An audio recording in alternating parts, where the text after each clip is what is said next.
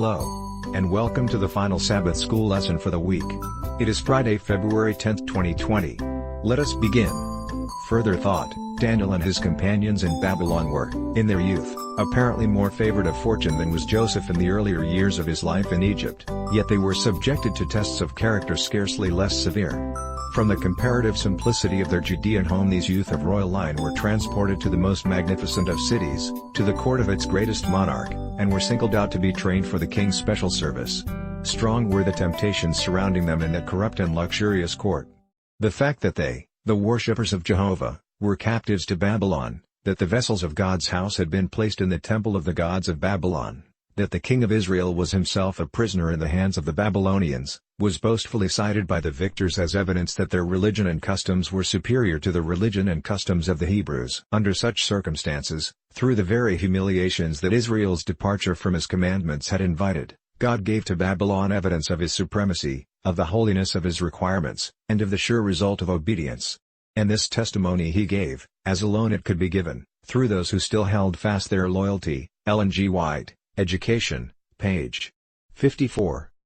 Discussion questions. In class, talk about the various cultural and social challenges that you face as Christians in your society. What are they, and how can the church as a whole learn to respond to them? Think about how easy it would have been for Daniel and the others to have compromised their faith. After all, the Babylonians were the conquerors. The Jewish nation had been defeated. What more proof was needed that the Babylonian gods were greater than the God of Israel, and thus Daniel and his companions needed to accept that fact. In this case, what important biblical truths might they have held onto that helped sustain them during this time? Let's see Jeremiah 5:19, which reads, "And it shall come to pass, when ye shall say, Wherefore doeth the Lord our God all these things unto us? Then shalt thou answer them, Like as ye have forsaken me, and served strange gods in your land, so shall ye serve strangers in a land that is not yours." Also, Jeremiah 7:22-34, which reads, "For I spake not unto your fathers, nor commanded them in the day that I brought them out of the land of Egypt, concerning burnt offerings or sacrifices. But this thing commanded I them, saying, Obey my voice, and I will be your God, and ye shall be my people. And walk ye in all the ways that I have commanded you, that it may be well unto you. But they hearkened not, nor inclined their ear, but walked in the counsels and in the imagination of their evil heart, and went backward, and not forward. Since the day that your fathers came forth out of the land of Egypt unto this day, I have even sent unto you all my servants the prophets, daily rising up early and sending them. Yet they hearkened not unto me, nor inclined their ear, but hardened their neck, they did worse than their fathers. Therefore thou shalt speak all these words unto them, but they will not hearken to thee. Thou shalt also call unto them, but they will not answer thee. But thou shalt say unto them, This is a nation that obeyeth not the voice of the Lord their God, nor receiveth correction. Truth is perished, and is cut off from their mouth.